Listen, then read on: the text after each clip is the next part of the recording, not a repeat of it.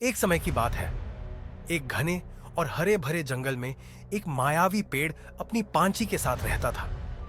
यह पेड़ अपनी डाली को अपनी संतान की तरह मानता था और उसे अपनी शक्ति से बचाता था। पेड़ के पास अद्भुत शक्ति थी जो उसे हर संकट से उबारने में मदद करती थी। वह अपनी डाली को जंगली जानवरों और बुरे इंसानों से बचाता था। एक दिन विक्रम सिंह नामक एक आदमी जंगल में आता है। वह चालाक और धूर्त व्यक्ति था और वह पेड़ से दोस्ती करने की कोशिश करता है। विक्रम सिंह ने कहा, तुमसे दोस्ती करना चाहता हूं। तुम्हारे पास बहुत शक्ति है। मैं तुम्हारी मदद करना चाहता हूं। पेड़ विक्रम सिंह की बातों पर विश्वास नहीं करता और उसे तुरंत दूर कर देता है। तुम्हारी नीयत मुझे साफ नहीं लगती विक्रम सिंह। मैं अपनी डाली की बहुत हिफाजत करता हूं और किसी अजनबी को उसे छूने की इजाजत नहीं दूंगा। तुम मेरे रास्ते से हट जाओ। पेड़ विक्रम सिंह को अपनी डाली से दूर फेंक देता है। विक्रम सिंह हालांकि हार मानने वाला नहीं था। वह अपनी चालाकी और धूर्तता से पेड़ के पास फिर आता है। वह बार बार पेड़ से दोस्ती करने की कोशिश करता है। उसकी लगातार कोशिशों ने पेड़ को यह सोचने पर मजबूर किया कि विक्रम सिंह अब उसका मित्र बनना चाहता है। विक्रम सिंह मुस्कुराते हुए, मैं तुम्हारी मदद करना चाहता हूं पेड़। मुझे विश्वास है कि हम दोनों एक अच्छे दोस्त बन सकते हैं। मायावी पेड़ कुछ सोचते हुए, ठीक है विक्रम सिंह, अगर तुम सच में मेरे दोस्त हो तो मैं तुम्हें अपना विश्वास दूंगा। अब विक्रम सिंह को पेड़ की शक्ति का राज पता चल चुका था। विक्रम सिंह ने सोचा कि यह मौका अब हाथ से नहीं जाने देना चाहिए। वह अपने सभी कुटिल दिमाग से पेड़ का हिस्सा काटने की योजना बनाता है। विक्रम सिंह ने बड़ी चालाकी से और बहुत सोच समझकर पेड़ को काटने का काम शुरू किया। वह पेड़ के सबसे मजबूत हिस्से को काटता है, लेकिन उसने यह काम ऐसा किया कि पेड़ को यह पता भी न चले कि उसके साथ धोखा हो रहा है। विक्रम सिंह पेड़ के तने को धीरे धीरे काटने लगता है। पेड़ को पहले तो समझ में नहीं आता, लेकिन फिर अचानक उसे महसूस होता है। मायावी पेड़ दुखी होकर, तुमने क्या किया विक्रम सिंह? तुमने मेरी शक्ति को नुकसान पहुंचाया है। तुमने मुझसे विश्वास तोड़ा है। विक्रम सिंह हंसते हुए, अब तुम मेरे पास हो पेड़। अब तुम्हारी शक्ति मेरी है। विक्रम सिंह ने पेड़ के एक हिस्से को काटकर उसे पूरी तरह से नष्ट कर दिया और उस टुकड़े को एक व्यापारी को बेच दिया। व्यापारी ने उस टुकड़े से एंटीक गमला और अन्य सामान बनवाए। विक्रम सिंह को बहुत धन मिला और वह सोचने लगा कि अब उसे कोई नहीं रोक सकता।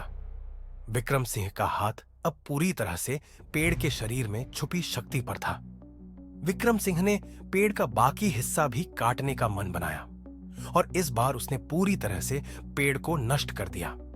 उसने पेड़ के तने और शाखाओं को बेरहमी से काटकर उखाड़ फेंका। विक्रम सिंह मुस्कुराते हुए, अब इस पेड़ का क्या होगा? अब मेरी शक्ति का कोई मुकाबला नहीं कर सकता। वह पेड़ को छोड़कर चलता जाता है और पेड़ अब पूरी तरह से नष्ट हो चुका होता है। कुछ दिन बाद विक्रम सिंह का बेचा हुआ गमला एक ग्राहक के पास पहुंचता है। उस ग्राहक का नाम अर्जुन था, जो एक बड़े घर में रहता था। अर्जुन ने गमला खरीदा और उसे अपनी बालकनी में रखा। जैसे ही अर्जुन ने गमले में पानी डाला, गमले में कुछ अजीब सा हो जाता है। गमला अचानक जीवन से भर जाता है। गमला जाग उठता है और बोलने लगता है, मायावी गमला, सुन ले मानव, तेरे जैसे किसी इंसान ने मेरे संसार को नष्ट किया। अब तुम मेरी मदद करोगे, नहीं तो मैं तुम्हें मार डालूंगा। अर्जुन डर से कांपता है और घबराकर कहता है, आप कौन हैं? यह सब क्या हो रहा है? मायावी गमला, मैं वही हूं जिसे विक्रम सिंह ने नष्ट किया। अब तुम ही मेरी मदद करोगे, नहीं तो मैं तुम्हारे घर को एक भूत बंगला बना दूंगा। अर्जुन डरते हुए, मैं आपकी मदद करूंगा, मुझे बताइए क्या करना है। अर्जुन ने गमले से उसकी पूरी कहानी सुनी और उसकी मदद करने का फैसला किया। अर्जुन ने गमले से कहा कि वह विक्रम सिंह से बदला लेगा। उसने गमले से यह वादा किया कि वह विक्रम सिंह को सजा दिलवाएगा और पेड़ की शक्ति को फिर से उसे मिलेगा। अर्जुन ने गमला लेकर विक्रम सिंह का पीछा करना शुरू किया। वह जानता था कि विक्रम सिंह को ढूंढना इतना आसान नहीं था। विक्रम सिंह अब बहुत अमीर आदमी बन चुका था और उसने अपनी पहचान को पूरी तरह से बदल लिया था। अर्जुन ने गमले से उसकी पूरी कहानी सुनी थी और अब वह विक्रम सिंह से बदला लेने के लिए तैयार था।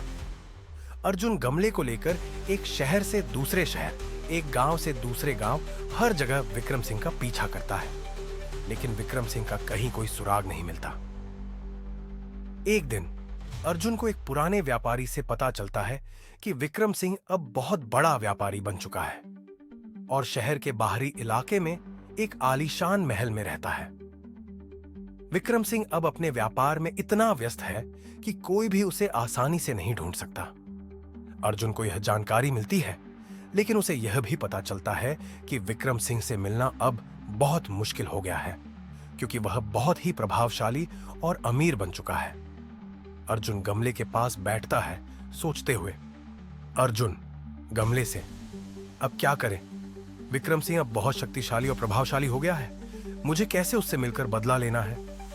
गमला अचानक बोलता है, मायावी गमला, तुम चिंता मत करो अर्जुन, तुम विक्रम सिंह तक जरूर पहुंचोगे, मैं तुम्हारी मदद करूंगा। गमला अर्जुन से कहता है कि वह विक्रम सिंह तक पहुंचने के लिए जादुई तरीके से मदद करेगा।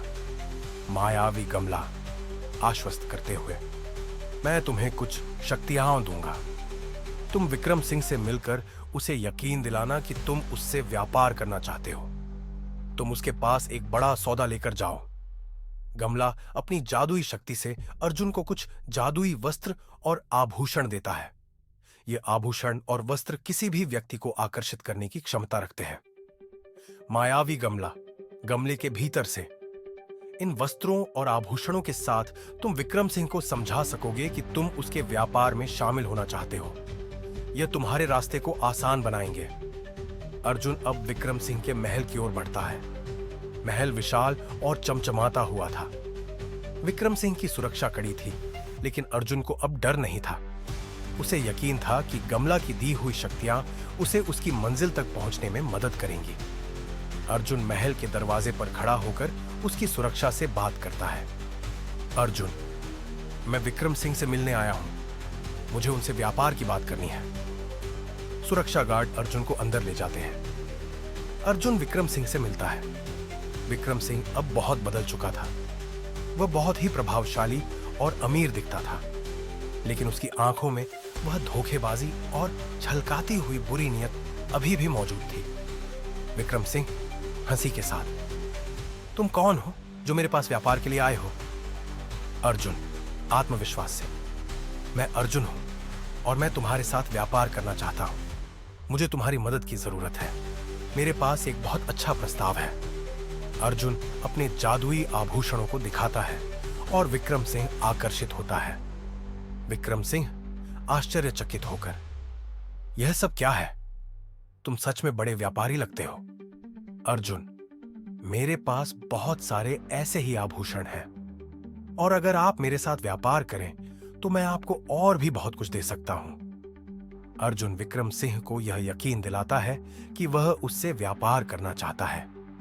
विक्रम सिंह अब उसे पूरी तरह से अपने जाल में फंसा हुआ महसूस करता है। विक्रम सिंह को अर्जुन पर भरोसा हो जाता है। वह दोनों एक नए व्यापार का समझौता करने पर राजी होते हैं। विक्रम सिंह समझता है कि अर्जुन एक अमीर और प्रभावशाली व्यक्ति है, लेकिन अर्जुन की योजना कुछ और ही थी। अर्जुन अब विक्रम सिंह को अपने जाल में फंसा चुका था। वह चालाकी से विक्रम सिंह को मायावी गमले के पास लेकर आता है। विक्रम सिंह को देखकर गमला धीरे धीरे बोलने लगता है और विक्रम सिंह चौंक जाता है। गमला अचानक बोल पड़ता है, मायावी गमला गहरी आवाज में, तुमने मुझे पहचाना विक्रम सिंह? विक्रम सिंह डरते हुए, तुम कौन हो? ये सब क्या हो रहा है? अर्जुन और गमला विक्रम सिंह के पास खड़े हैं। गमला विक्रम सिंह की ओर इशारा करते हुए बोलता है, मायावी गमला, मैं वही मायावी पेड़ हूं जिसे तुमने धोखा देकर काट दिया था।